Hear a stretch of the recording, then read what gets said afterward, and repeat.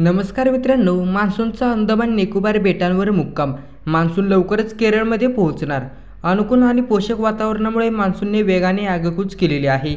बुधवारी दिनांक 22ला मान्सूनने अंदमान निकोबारसह बेटांवर मालदीवचाही काही भाग, कोमोरीन बंगालच्या उपसागरातील दक्षिण भाग व्यापला आहे. दरम्यान पुढील 48 तासात अंदमान निकोबार बेटांसह उर्वरित भागासह अंदमान समुद्र, बंगालच्या उपसागरातील मध्य भागासह इतर भागातून मान्सून पोहोचेल, असा अंदाज हवामान विभागाने वर्तवला आहे.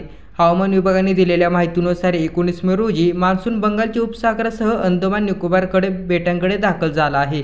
त्यानंतर त्याच्या अनुकूल आणि पोषक वातावरणामुळे अंदमान आणि निकोबारचा संपूर्ण भाग व्यापलेला आहे. आता पुढील वाटचाल सुरू आहे.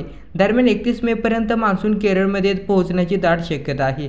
यामुळे पुढील प्रवास होणे शक्य होणार आहे. सध्या दक्षिण केरळच्या भागात चक्रीय स्थिती कार्यरत आहे. याशिवाय बंगालच्या मध्य पूर्व भाग ते उत्तर तमिळनाडू ते दक्षिण कर्नाटकपर्यंत कमी दाबाचा पट्टा कार्यरत आहे. 24 मेपर्यंत या कमी दाबाच्या पट्ट्याचे रूपांतर तीव्र कमी दाबाच्या पट्ट्यात होणार आहे. या स्थितीमुळे मान्सून पुढे सरकण्यास मदत होणार आहे. 25 मे रोजी मान्सून बंगालच्या उपसागरातील ईशान्य भागाकडे सरकणार आहे. धन्यवाद.